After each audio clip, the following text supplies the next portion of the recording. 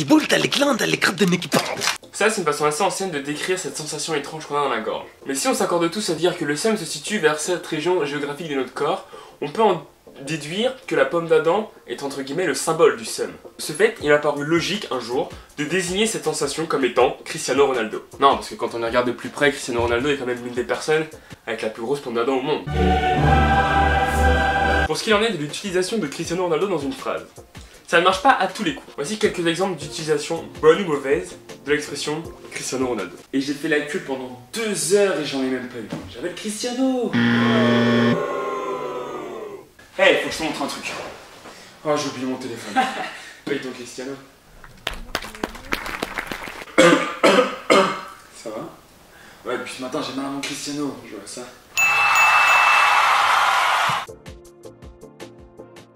Hey! Comme vous avez vu, aujourd'hui on va parler de l'anglais. L'anglais qui est la langue la plus parlée au monde. Non, je me suis pas trompé. La langue la plus parlée au monde, c'est pas le chinois. Parce que 1, le chinois c'est pas une langue. Et 2, le mandarin n'est parlé que par les chinois. Ils ont beau être 1 milliard, c'est que concentré en Chine. Par contre, l'anglais est la langue la plus répandue géographiquement autour du globe. Et ouais. Évidemment, quand on parle de l'anglais, il y a 2-3 trucs qu'il va falloir savoir directement. Premièrement, on n'apprend pas l'anglais à l'école.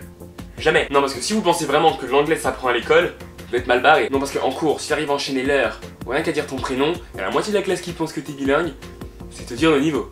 Si vous connaissez encore une personne qui pense qu'on apprend l'anglais à l'école, j'y fais là. Ce que je veux vous dire en fait, c'est que la seule façon utile d'apprendre l'anglais, c'est d'aller dans un pays anglophone. Bon, ok, on n'est pas tous riches, mais il y a une autre solution. Cette solution, c'est de regarder tous les films et séries en VO. VO sous-titré français, hein. Ça va de soi. Tout regarder en VO est la seule façon d'apprendre petit à petit une langue, sans avoir un environnement complètement anglophone. Évidemment, ça marche pour n'importe quelle langue. Le problème avec la VF, c'est qu'on perd en authenticité. Et on voit ça dès les sous-titres. Vous avez par exemple des personnages qui se connaissent depuis 5 saisons, et lorsqu'ils s'adressent l'un à l'autre, c'est toujours traduit par vous. Dans Bones, lorsqu'ils s'adressent l'un à l'autre, c'est encore traduit par vous. Et là, c'est même plus les sous-titres, c'est direct dans la VF. C'est pas normal. Laissez-moi vous montrer un autre exemple.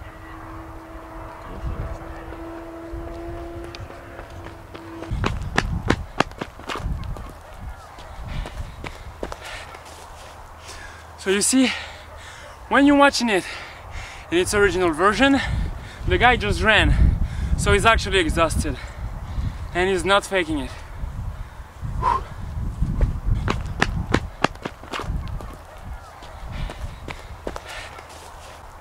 Mais quand vous le mettez en français, le tonneau de phrase change, le doubleur fin l'épuisement, vous perdez en authenticité. Il faut se caler sur les lèvres.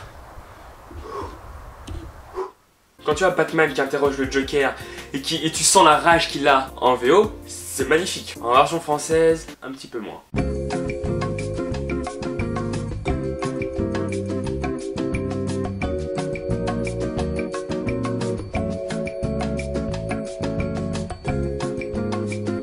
Pour les dessins animés, à la rigueur, je veux bien qu'on reste en VF, y a pas de souci. Sauf quand c'est japonais. Hors de question. Dans les animes, quelqu'un qui fait la voix d'un personnage, on l'appelle un seiyuu. Et les seiyuu, au Japon, sont exceptionnels. Quand à la Grande Guerre, tu vois Luffy qui va sauver Ace, et qu'il est sur la grande place et qu'il utilise la grande échelle de Haki des Rois, si tu regardes ça en français, tu perds tout!